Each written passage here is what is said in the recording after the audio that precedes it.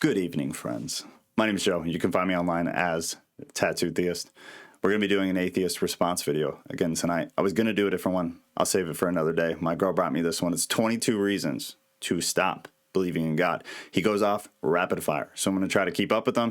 They're going to be very short answers. Let's see how quick we can get through it. If God knows everything we're going to do in the future, then we don't have free will. But we do. So several angles, and anybody who's heard me talk in the past, you'd probably know where I'm going with this. Just because you know something does not mean you're determining something for somebody, right? So I've always looked at it like it's a choose your own adventure book, because yes, I am an open theist. I don't subscribe to not having free will. I'm very hardcore free will.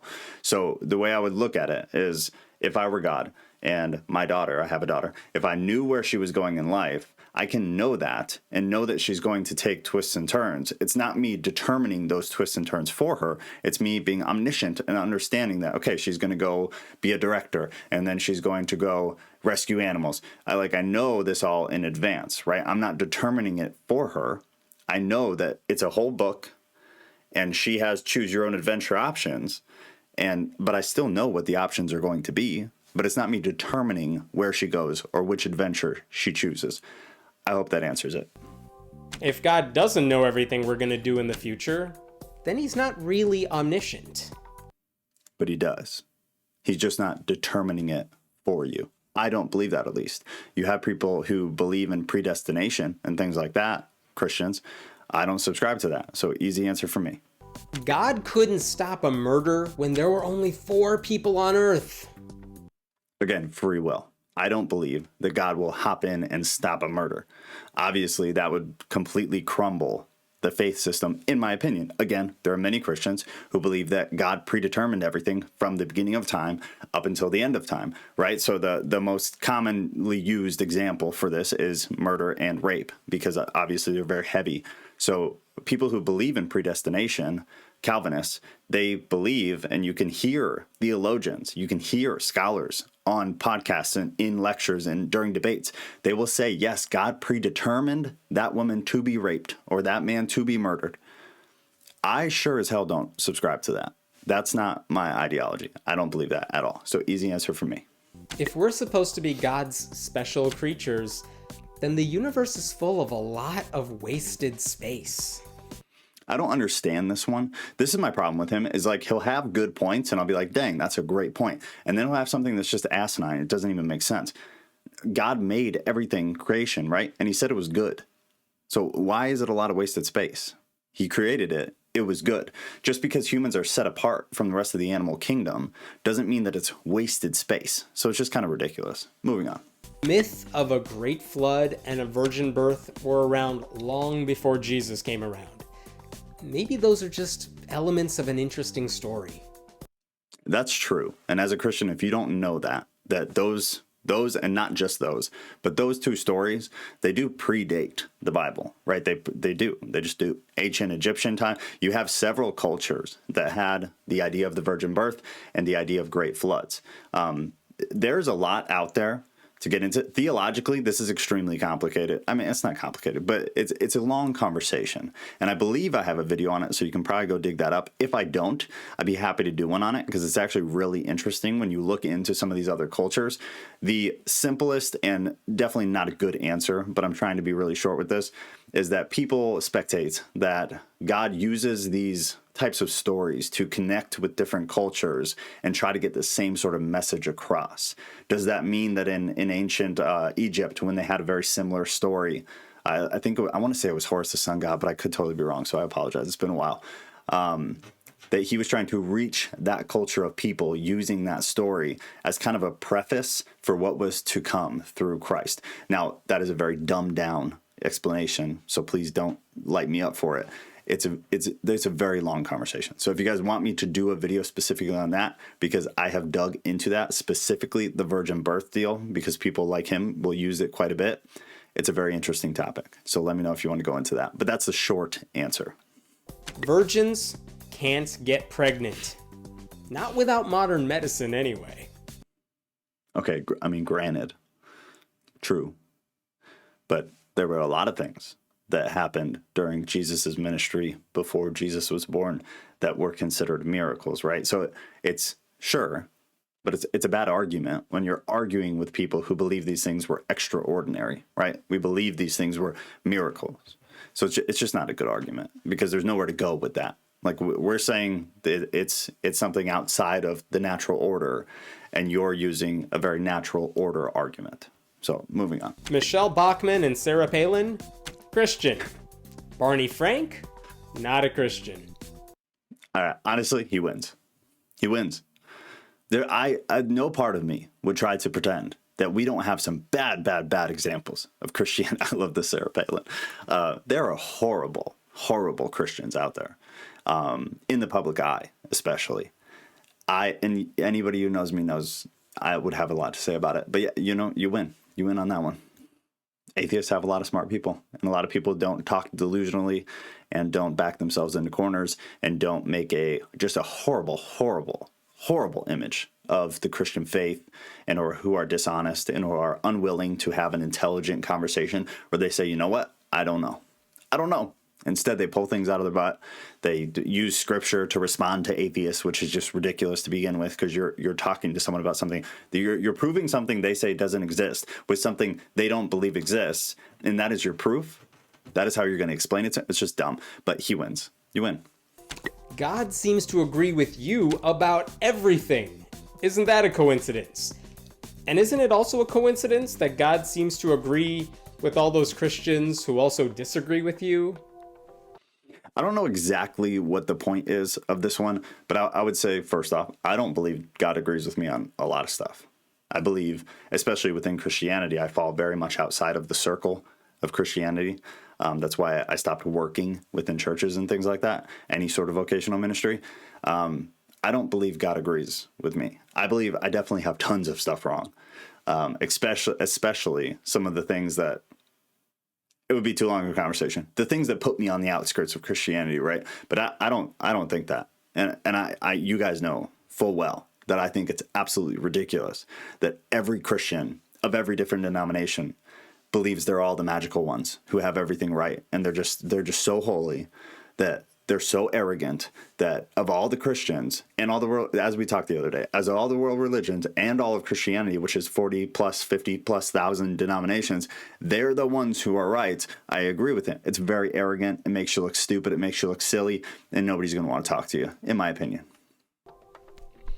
If you ever wrote a book with that many contradictions in it, your publishers would have to pull it from the shelves. Again, I don't necessarily, very simply put, disagree with him. There are contradictions in the Bible. There are some that, in my opinion, are pretty cut and dry. They just are there.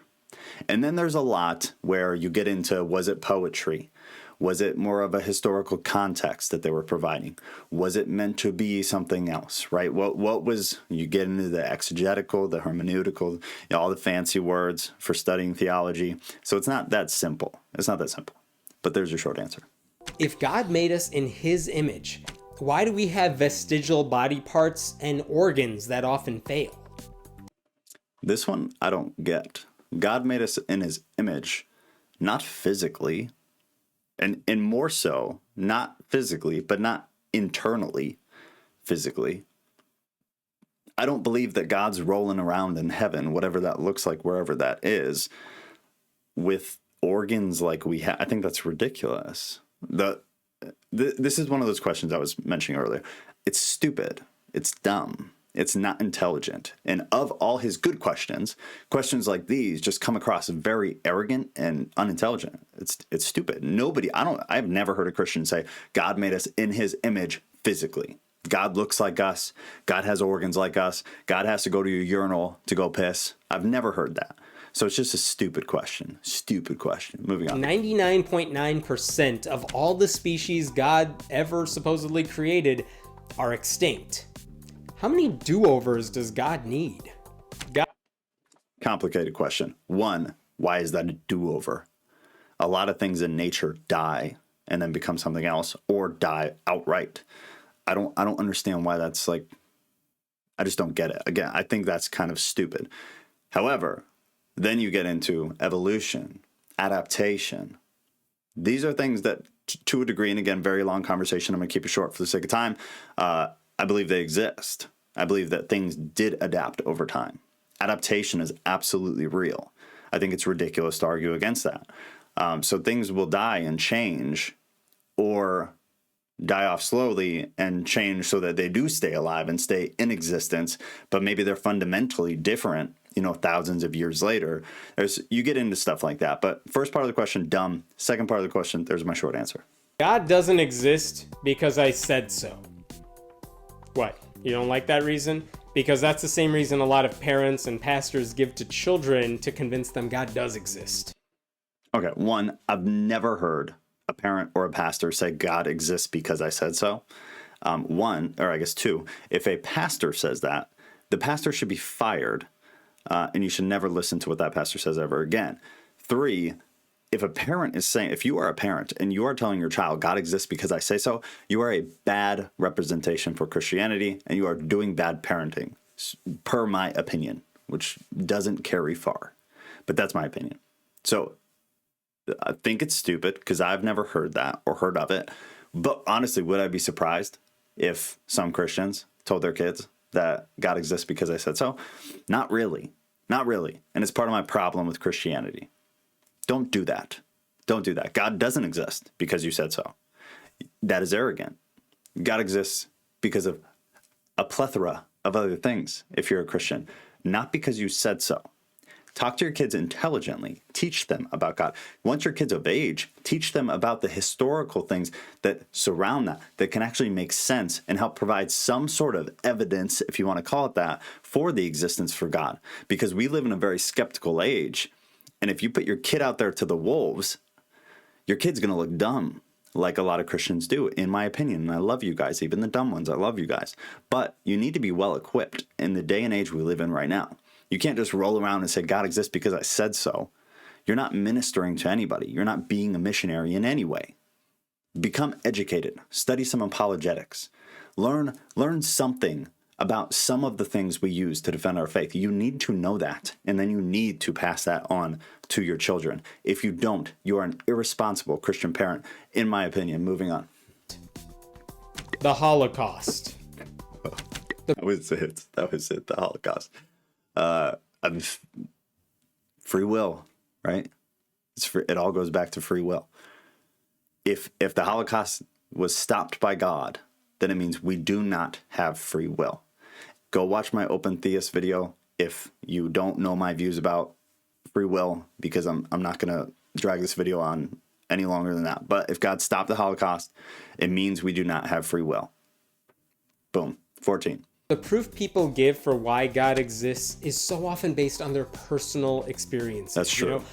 God spoke to them. They feel God. They just know God exists. It's the sort of proof we would never take seriously if it were applied anywhere else.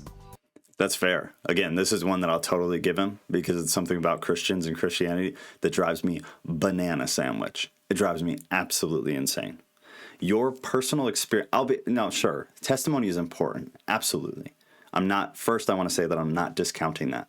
But when you are speaking to people in an apologetic manner, when you're speaking to atheists, when you're speaking to Christians who are struggling, I guess sometimes that works, but when you're speaking to people who downright don't believe in God, your personal experiences with God just make you look dumber. And usually these people already think you look dumb. Right? So then you're going to reinforce their idea of you being delusional by using your delusion in their eyes as your defense for why God is real. It doesn't make sense. It's not good arguing. You would have absolutely failed in the debate club in high school. You know what I mean? Moving on. Too many of God's followers using Bible verses to support their beliefs have made life worse for other people. No matter. That's true. Again, it goes back to what I just said. You don't use Bible verses to try to convince people that God or the Jesus story, the God story is true or real, because you are using a text that they already discount as false. Therefore, it is not evidence to them. So you are just looking dumber and dumber the longer you continue that conversation with an atheist or whoever it may be.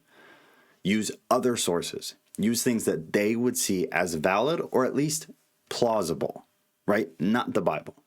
Not the Bible. When you're talking to Christians, good source, because they deem the Bible as a valid resource. These people do not. So don't look dumb. There's your device for the day. Happy Friday night. Don't look stupid. Number 16. No matter what Ray Comfort says, God didn't create bananas to look like this. They evolved this way without God's help. I agree with that. I don't have any argument there. I honestly don't know the history of bananas. I don't know what bananas look like, way back when, but I'm sure that's right, as it is with many other things in the natural world. I agree with that. Every time science and religion go head to head, science wins. Subjective and stupid. It's him doing the atheist version of us using the Bible as confirmation that God exists. You can't you're saying something it doesn't make sense. It's just something to say. I feel like he was just adding numbers. He needed more numbers. Bad one. Moving on. You don't need God to be a good person. Just cut out the middleman. People. False. And I've done a video on, actually, it's in the Answering Atheists playlist on my profile. I believe it's something to the effect of atheist morality. Can atheists be moral without God? There you go. I'm pretty sure that's what it is. And the answer is no. Ethics and morals make absolutely no sense without somebody or something, don't call it God, somebody or something above and outside of us giving objective rules of what is right and what is wrong. Otherwise, we make it up as we go. And if that doesn't sound familiar with what our culture is like currently, then you are not paying attention. But right now, the United States is making up morality as they go. Just every day, they're like, okay, this is okay, this is not, that's right, this is no, blah, blah, blah. And it's just getting more ridiculous and more slippery of a slope every year as we go on. And we are just tumbling down that slope faster and harder than ever because morals and ethics are no longer objective. They're subjective. So 100% disagree. Moving on, 19. People have been saying Jesus is coming back during their lifetime for many, many, many lifetimes. He's not coming back. It's time to move on. Okay, that's another one I agree with. I'm real tired. Even since I've been back on Instagram, how many comments I get when I post crazy cultural stuff that's disgusting or sad. People will say, Jesus is coming soon. Yeah, like he's right. People have been saying this forever. It's kind of annoying, especially coming from Christians. And please understand why. It comes from the Bible. What did Jesus say? You're not going to know, folios. Quit pretending like you know. No one will know the time that Jesus returned. He said that himself. And it's Christians who keep saying, oh, Jesus is coming. He's coming soon. He's almost here. Like, dude, no. He said so. No, moving on. God works in mysterious ways is typically a euphemism for stop asking hard questions. Agreed. Boom. High five, atheist guy. I totally agree. Again, something that I find extremely obnoxious about Christians and Christian rhetoric. Don't say that. Don't say that. If you're being cute, sure. But it is not the answer, especially coming from an atheist when you're having a conversation. You do not answer any question, any pointed question with God works in mysterious ways. It makes us look stupid. Educate yourself so you can answer questions like an intelligent Christian who believes in their faith, not only because it makes them feel warm and fuzzy inside, but because you believe there's actual, logical, rational validity behind the belief. Otherwise, that smirk on his face is the same smirk I'm going to have on my face when I hear you say it. Don't do it. It's bad form. It's bad apologetics. Moving on. Between tornadoes in Oklahoma, droughts in Texas, and hurricanes in Alabama, there sure are a lot of natural disasters in the places that God supposedly loves. Same as a bunch of the other ones, man. I don't believe God dictates what happens. I don't believe when a hurricane is coming, God puts a big magic, shield, invisible shield that stops the hurricane from hitting Florida. I lived in some of those hurricanes. Doesn't happen. I don't believe God interferes in the world. And that does go both ways. Just like I don't necessarily believe God is running around doing miracles all the time, especially to the degree that a lot of Christians say. Because if God interferes, God interferes. I don't believe that God's going to interfere in helping you get a parking space, which is one that this guy likes to say a lot. I don't believe that. In the same way, if you believe that God is going to help you get a parking space, but you believe that God stands by and just covers his eyes when somebody's getting raped or murdered, then I believe you have twisted theology. I don't know how you would rationalize that. So there's your answer. You were made in God's image. Except for your foreskin, apparently. You need to cut that off. That's pretty good. God's image, we already talked about. Circumcision, I don't really care to talk about. He's not really making a point. I think he's just being cute. So let's move on. It was kind of cute. Moving on. Got any more short arguments against God's existence? Leave them below and we'll try to make a follow-up. My name is... All right, he's done. So if that's all you came for, bail now. If you're new here, please consider subscribing. This is some of the stuff that we're doing. I'm going to be putting out videos every Monday, Wednesday, and Friday. It's going to be mostly theology, do a little bit of culture, do a little bit of politics as well as they pertain to theology. If you guys have topic ideas, please leave them in the comments so that I can add them to the master list of ideas. I have them split 3 ways, like I just said: theology, culture, politics. So send me ideas. I'll add them to the list soon once there's more engagement on Instagram, because it's still, trying to get up and running after I've been gone for so long. Then I'll start doing the voting system again like we used to do, where I'll post a huge list of topics. Everybody will vote. I'll tally up the votes, and that is the next video that's done. I really liked making it like that so that you guys got to choose what content was done, when it was done, and kind of how everything worked. The Bible study that I want to do on Sundays, I'm starting to get that figured out. More than likely, guys, it's going to be on Microsoft Teams, possibly Skype, and I'm hearing that they're integrated, or that they can be integrated. Not sure if it's true. Trying to figure it out. But default, it's probably going to be Microsoft Teams. It's a free app. You do not have to pay to get it. You don't have to pay to be on the video calls. And it's going to allow us to have a bunch of people in there where all of us can talk and put the scripture up on the screen for everybody to see, and just kind of, commune, man. It's just going to be a place for us to talk and hang out and get real with some of this stuff. Leave me some topics if you have them. Drop a comment down there if you can. Please give a thumbs up. The algorithm is jacking me right now. I'm getting bogged down super hard. The algorithm is so different than what it was when I used to be doing this. So if you guys could help me out with all, the stupid, annoying YouTube stuff, like subscribing and doing the thumbs up and leaving a comment, I would really appreciate it so that we could get some traction here and start having some fun. It's been pretty slow. Let's get this moving again. I love you guys. Have a great night. I will be posting something either tomorrow or Sunday as well. I'm not sure what it is yet. So mystery surprise. Have a great night.